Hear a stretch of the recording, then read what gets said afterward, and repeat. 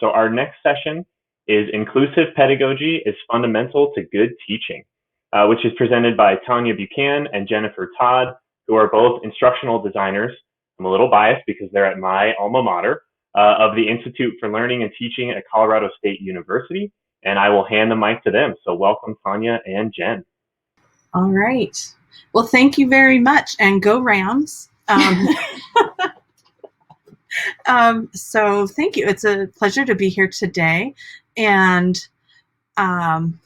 let's see. So do you want to say that you're Tonya? Yes. So by the way, I'm Tonya Buchan. Yeah. And yes, I am an instructional designer at the Institute for Learning and Teaching. And I'm Jen Todd, and I'm also an instructional designer and Tonya's office mate. Yep. So we like to do everything together, including presenting. So just a little bit of housekeeping. One thing that we would like to do, we're doing our session a little bit differently. We're doing it more as a workshop. And so there are, under the handouts section, we have a couple of handouts that we will be using for this session. And the first one, if you could download it, is the title of it is Good Teaching and Inclusive Pedagogy. And then the second one is an activity that's inclusive practice by domain. So if you could download those, we'll be using those here in a few minutes. And as you're doing that, I'll just talk a little bit about what we hope that you can gain from this session. And the first thing is we'd like you to be able to kind of realize our realization that we've had over the last 2 years, that inclusive pedagogy is fundamental to all teaching. It's not just something that is added in. And also, by the end of this session, we'd like you to be able to begin identifying some inclusive practices you can add to your teaching, to your course, that, without having to do too much, just having a few little nuggets that you can add to help make your course more inclusive. All right. So with that, the first thing I'd like to talk about for just a second is this is the first handout, the first page of that. And so part of our realization, and we'll talk a little bit about the history of the teaching effectiveness framework in just a minute, but we really came to this realization with the pandemic. And so we found ourselves, as many of you, trying to do this triage situation in the spring of 2020. And so we had put together some resources just helping faculty just to get online. We typically work with faculty that teach our residential courses. And so we're really trying to just move them over and keep them teaching, as most of us were. And then as the semester went on and we had this realization of this is not going away, we wanted to raise the bar a little bit, just from what we were hearing from faculty and from students about what their online classroom environment was like. We used that as an opportunity to put in a few more nuggets, make things a little bit more accessible, a little bit more inclusive. And then we were really realizing, okay, we're doing this again in the fall. So now that we've had some experience, faculty have learned about kind of the low-hanging fruit of what to put in your online course, the same as students. We raised the bar a little bit again. And so that really helped us with that shift, really come up with some ideas of what we needed to do to make the classroom more inclusive. So Tonya and I did a workshop for our faculty right before the fall of 21. And so I started working on this table to help faculty think about decisions they needed to make before moving their course online, fully online. And we wound up thinking about all the kind of road bumps that students were bumping into that we kept hearing about as instructional designers. They didn't have students didn't have the technology they needed. Students were often sharing computers with, other family members, didn't have bandwidth at home because there were, like in my house, there were 6 people using the internet at one time, and things would crash.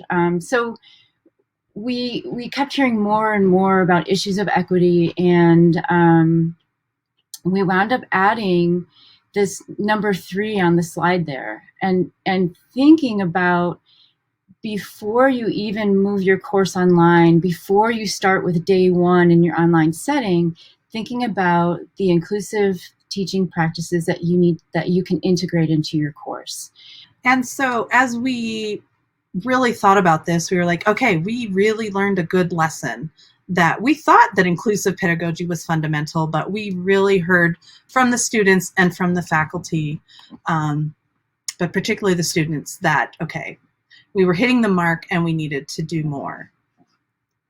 So, okay, so what I'm going to do is just take a minute, and I believe this is maybe page 3 of that handout, and talk about our teaching effectiveness framework. And we were really fortunate that we had started having this conversation probably back in 2017 about what we were doing with our faculty development, and how we wanted to structure working with faculty. And one thing we found was that even amongst us instructional designers, and there were 4 of us in this conversation, that when we were talking about course outcomes and course objectives, we weren't necessarily all talking about the same thing, because depending on, you know, where you were trained or your background experience, you might view them a little bit differently.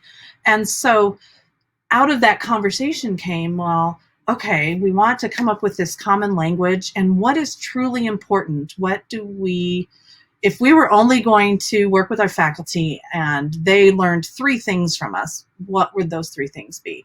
And so after several months and models of trying to figure this out, we came up with this framework of 7 interrelated domains that gave us a common language at Colorado State.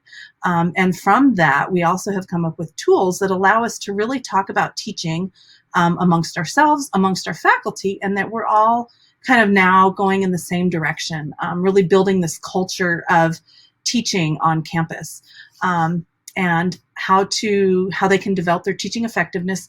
And even we're starting to use this as a way to evaluate teaching. And so I know in Megan and Julie's presentation just a few minutes ago, they talked about the importance of collaboration and that faculty want to collaborate with each other. And this has also given us another way to do this. And so we have our 7 domains, is what we call them, and they're all based in evidence-based teaching practices. And so at the end of the session, we'll give you more resources if you want to learn more about our teaching effectiveness framework and how we're using it on campus. And so, like I mentioned, so we really kind of brought things together then in 2018 with the framework. At that point, we were talking about inclusive pedagogy and where did it fit on the framework. And so we ultimately had decided that it should be its own piece of pie. It kind of looks like Trivial Pursuit game pieces, but we really thought, you know, kind of like in Trivial Pursuit, you have to answer the question to earn that piece of pie.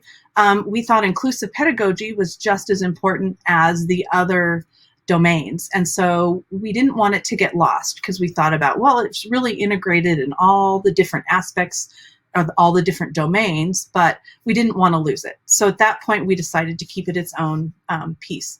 So then with the pandemic, and just working with faculty, doing more development, a few presentations, we kind of thought, you know what, maybe that's not the best place for inclusive pedagogy. We've been working with faculty in the School of Education and other units on campus. And then we were thinking about even, you know, the social uprisings that were happening last summer. And so should it be in the center, or should it be in the center, but still its own wedge?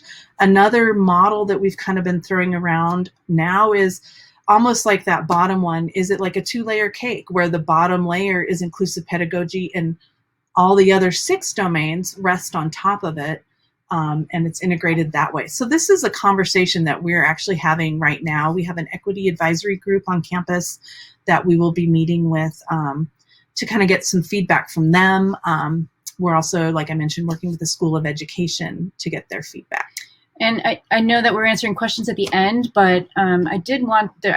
I do see a question says, can you please define inclusive? So I'm going to back up a little bit. So when we think of inclusive pedagogy, the way I define it anyway, it's in your teaching, ensuring that every student feels a sense of belonging, feels that they're being heard, feels that their needs are being met, especially those students who have traditionally sat in the margins. Thinking about bringing to your practice techniques that can make your classroom a safe and equitable place to be. So I hope that helps a little bit. We're going to move on to the next slide. This is what our framework looks like for each of the 7 domains. And this is actually where we started with the framework. And then the pie piece came after we wanted to find an image that represented the framework so that you can see all of the pieces at once. But our framework actually began as this rubric, really, with criteria for each level, going from advanced down to emerging, criteria within that domain, within different aspects of that domain. And then on the lower half of the domain, the framework domain, we have some strategies that faculty might engage in for that domain. We like to say that we have freedom within the framework because not every teaching strategy works for every instructor. There's so much you can do that it's nice to be able to find the strategies that work for you. And so this is how each domain is set up within the framework. And then what the conversation we started having in the last couple of years was inclusivity lies within each domain. It's not just a domain on its own. So when you're thinking about practices that you can engage in to help students feel a climate of being a community, like the students were talking about earlier, that you are creating this sense of belonging. And if you're able to create a sense of belonging, not just for the students who are sitting in front, not that just the students who are asking questions, but for every student in that classroom, then that is where that practice becomes inclusive. And so we looked at the domain, we looked at each domain and we added this little icon by the 2-for-1 little sign there. And we added icons next to practices that really could create a climate of a community type climate for everyone, but also would be considered an inclusive practice. Okay. All right, we're going to the next one. So this is where we would like you to get involved a little bit. We wanted to start with our inclusive pedagogy domain. And I know we're saying that inclusive pedagogy belongs in each of the domains, but we did want to separate it out. Within this framework, we're recommending that faculty set goals for annual review. And really, we're asking for them to set one goal a year. We don't, at our Teaching and Learning Institute, we're called TILT, nothing is mandated out of our office. Everything is recommended.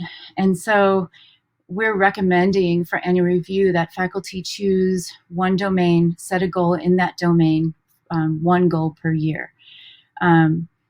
So with the inclusive pedagogy domain, we're asking faculty to do really some self-work and possibly look for a workshop on implicit bias, think about their communication, the words that they use to communicate and how those words can make someone feel like they belong, or maybe feel like they really don't belong there. And so on the, do we call it a worksheet? The activity sheet. Activity sheet. On the activity sheet, we're asking for you to just take a look it'll take you a long time if you wanted to dig into this document. We've been looking at this document after we created it. We've been working with it for 3.5, 4 years now. So just to take a moment and think about one practice within this domain that could help your students feel maybe a little bit more sense of belonging, something that you might do to include your students, to up your inclusive pedagogy, I guess. So if you want to just take a minute, it's page 8 of your handout, and maybe jot something down for yourself, something you hadn't thought about before.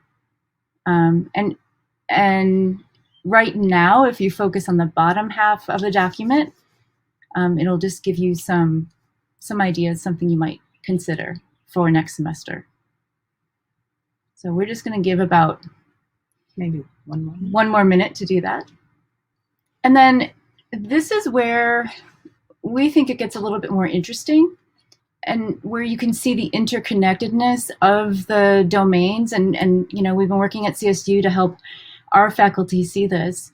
One of the questions we get is, why can't we set a goal in every domain every semester? And our response is always, you have enough on your plate. Set one goal in one domain. Because of the interconnectedness of the domains, if you show improvement in one area, in one domain, you will see improvement in another. And so if you look at the classroom climate domain and the icons, classroom climate and equity and inclusivity are so tightly interwoven. And if you take a look at some of the techniques or types of activities you can do on the bottom half of the page, and the ones that specifically align with inclusive pedagogy by looking at the icon, and go ahead and jot down something from there that intrigues you, that you might be interested in. And just to let you know that that whole list of the sense of belonging really would add to the inclusivity in your course. And so we'll give you another minute to look at that list, possibly jot something down on your activity sheet. And then we'll just take a look very quickly at one more, and then go to our question session. This is the curriculum and curricular alignment. And the conversation we keep having about this is, you can be a master at aligning outcomes with your curriculum and with activities and assignments and assessments. But if you have not yet considered diversity in your curriculum and including a diverse voice and diverse perspective in your content area, you're probably I don't know if we would consider you advanced or proficient in curriculum and curricular alignment. It's necessary for students to be able to see themselves in your curriculum. So that's where we're saying that these domains are separate, but there is an inclusive lens that we can look through in each of these domains. That is, it's imperative for students to feel like they belong in academia in general, at the university setting. So if you wanted to jot something down from this domain that would also add to your inclusive practice, and as you're doing that, we will open things to questions. It's a lot to cover in 20 minutes. Yes, it definitely is. So, all right. So what I'd like to do is, could we leave that slide on there for just a smidge longer? I wanted to just mention the resources that were on there. And so, thanks, Ryan. Yes, thank you. So with if you do have some more questions about our framework in general, you can just actually do Colo State Teaching Effectiveness Framework, and you'll find it. We have an article that we put out, or that was in the academic leader, that's kind of a synopsis of the framework. And then in terms of inclusive pedagogy in general, we got some really great activities. The Colorado Department of Higher Education put together an equity toolkit, and there's some great videos, there's some really good activities, and one of our favorites that we use with faculty is related to inclusive teaching practices, and it's super practical. It's a checklist that we ask them, look at this, see what you already do, because there are probably some inclusive practices that faculty are already doing and they don't really realize it. So it's kind of an instant win, and then you can get ideas of, oh, okay, I want to start adding this, or oh, I didn't know about this, tell me more. So it's a great place to start. And you can contact us at our emails, and with that, we will definitely open it up for questions now. Thanks, Ryan. Awesome. That was great. Can you all hear me? Yes. Uh-oh. Okay, cool. I think I lost audio for a second, but I'm back. As someone who was at CSU and was a part of this work, I'm just continuing to be amazed at what you all put together.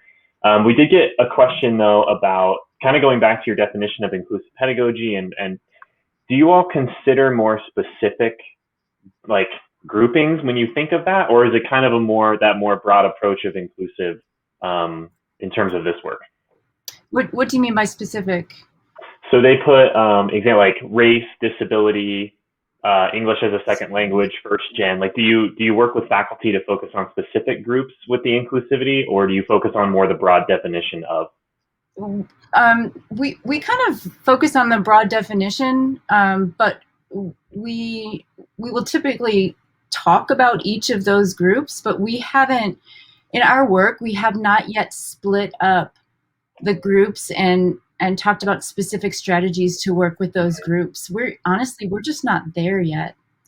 And a little bit of that is that we have an office of the VPD, Vice President for Diversity office, and so they have a fabulous kind of curriculum of their own, and so they're doing workshops on some of those specific things, and so we're kind of hitting it from a little bit of a different direction, so that between what they're doing and what we're doing on campus, hopefully we're doing this nice some depth and breadth of what you can do. But we're really trying to just help faculty even just think about the language they're using in their syllabus, or making a place in the classroom for students to share their pronouns, and why you want to do that, but why you don't want to necessarily force students to do that. So some really practical, because a lot of times, well, and especially during the pandemic, they're like, just, I'm busy doing research, I'm trying to teach, and then we had the pandemic going on. They're like, please give me 5 concrete things I can do. Sometimes we've been at that level. And so that's kind of where we've started. And we're hoping over time that we'll elevate the conversation as well. So it's a great question, though. Yeah. And I think that that conversation of collaboration across a campus or across an institution is a really powerful one, because it's not just an isolated thing. So I think that's a really cool way to come at it.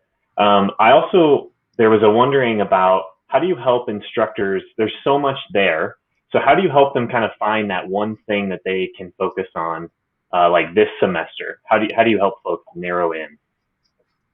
Right. The work that we're doing next on our framework, when we decided on the icon to add to our framework for every one of the domains, I think we got a little excited, because as an instructor, I need to look through an inclusive lens for everything I do. And that's my realization. But I've also been teaching for 20 years, and I've been doing this work for years. And so we need to pull back on that icon just a little bit.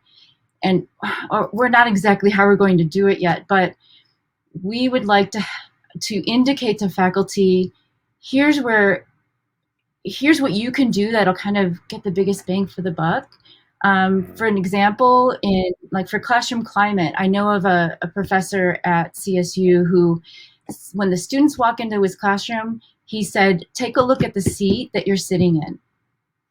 You earned that seat. You belong here. And he tells that to them for a couple of weeks. And it's a civil engineering class. It's not an easy course. And just by using that language, bang for the buck, right? Some student is sitting there feeling, I don't even know why I'm here. I'm already lost. And he reminds them, you belong here. And that carries a lot of power in it.